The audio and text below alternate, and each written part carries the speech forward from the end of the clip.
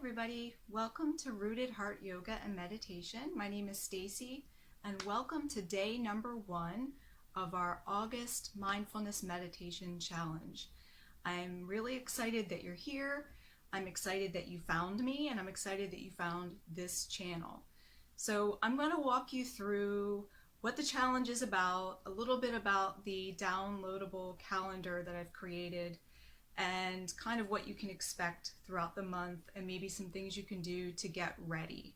So a couple of things to start you off. If you haven't already, please find my Facebook group.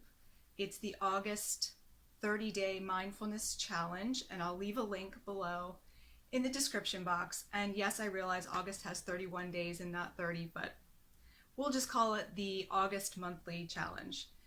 I also want to ask that you please subscribe to this YouTube channel so that you will be receiving notifications every time I upload a new video daily. And within the Facebook page, you will find a PDF document that looks like this.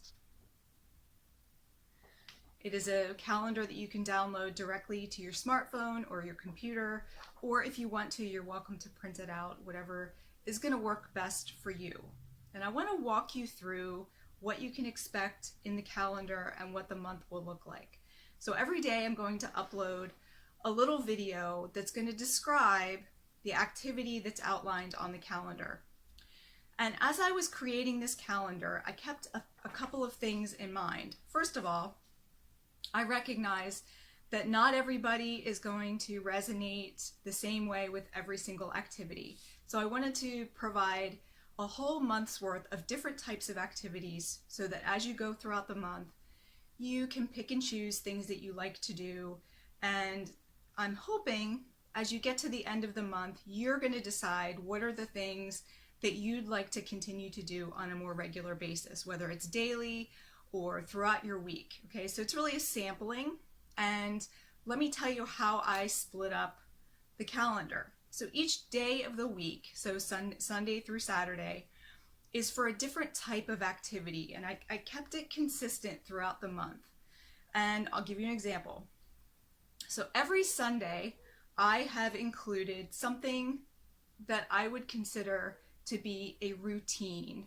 Okay, so I'm going to be helping you identify ways that having a routine can help you build mindfulness into your week. Okay, so routine can do a couple of things for us as people. First of all, routine can help us feel like we are more anchored into our lives, our day, and our week, especially like most people. If you have a lot happening, it's usually pretty common that people have a lot going on in their lives between work and family and exercise and other obligations that you have in your life. So having some simple things that we can call routine will help us with that. And the reason I chose Sunday for these routine activities are because Sunday tends to be a day that a lot of us are both winding down from the weekend, and we're also starting to get ready for the week that is upcoming. So we may start to feel a higher sense of anxiety as we think about all of the things we have going on in the next week. So this is a way of kind of helping to dial back that anxiety, kind of anchor in with something to help us prepare, and even thinking of it as a form of self-care for you. So hopefully everybody knows by now how important self-care is for all of us. So if you have a lot of people that you take care of, or you have a lot of responsibilities, in order to really be the most effective that you can be in all of those roles, it's important to start with yourself and make sure that you're taking care of yourself. So none of these Sunday routine activities are really time consuming. In fact, they may be things that you're already doing. We're just going to talk about ways that you can do them more mindfully and use them as a form of self-care. Number 2, on Mondays, I have included things that I would call meditation practices. So some of you may meditate already, some of you may have meditated in the past, or some of you may never, maybe you don't even know what meditation is. I'm going to introduce you every Monday to one form of meditation. Again, these are going to be really short. It's not going to be something where you have to, dedicate an hour. The most activities are going to be maybe 10 minutes at the most. So I'll walk you through the basics of a meditation practice. And again, it's very typical that people gravitate toward one type of meditation over another. Or maybe from day to day, depending how you feel, you may choose to do one type over another. So again, this is just a way of kind of giving you a sampling of different ways that you can meditate to see what you like. And maybe towards the end of the month, you can kind of think, what are the ones that you'd like to continue doing, okay? Tuesday is going to be what I call slowing down. So again, when we think about mindfulness, something that I want you to keep in mind is you don't have to do anything different in your life to be mindful.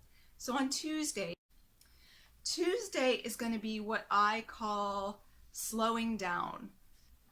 So again, when we think about mindfulness, something that I want you to keep in mind is you don't have to do anything different in your life to be mindful.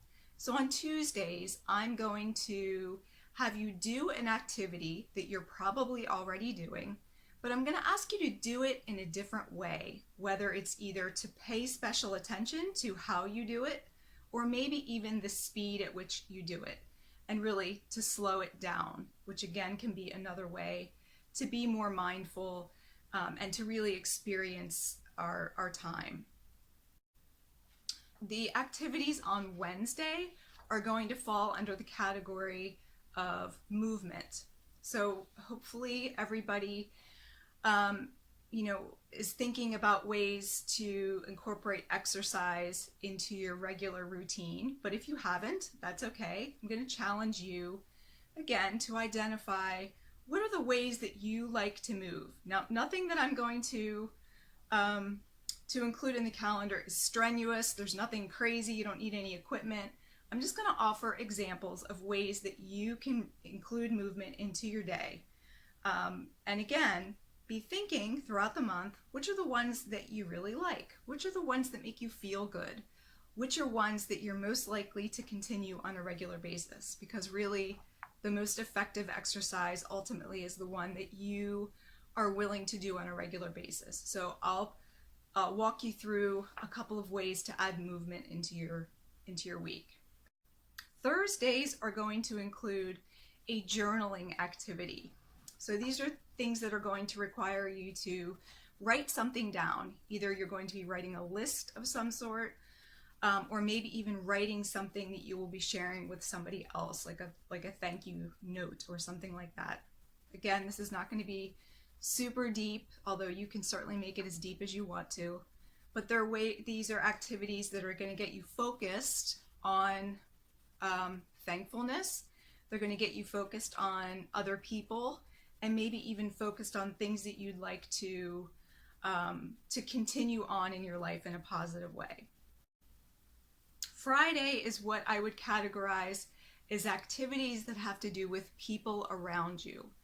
So I tried to be cognizant. I think of Fridays as being fairly busy. People often not only are working, but maybe they have plans after work, and maybe you don't have a lot of time to do something special. So again, thinking about things that you may already be doing and how you can interact differently with the people around you, whether those are people that you already know, people you work with, or even people that are strangers to you that you may come in contact with throughout your day. And finally, the last category of activities will happen on Saturdays.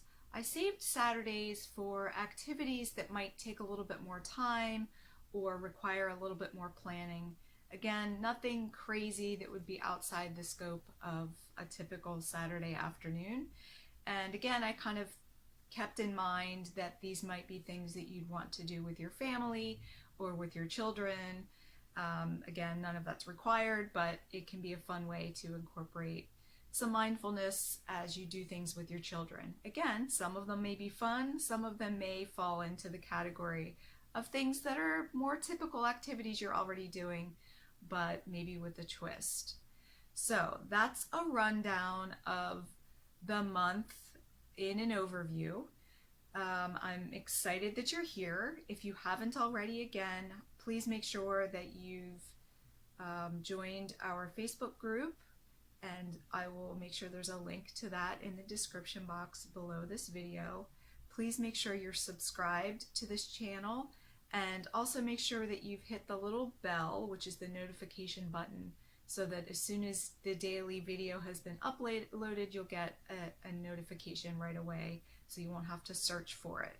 Okay, and also please consider commenting under this video. Did you like the video? Is this worthwhile? Are there things that you'd like me to touch on that I didn't mention? And I can certainly add those as we go along. Otherwise, I will see you all tomorrow for day 2 of our mindfulness challenge.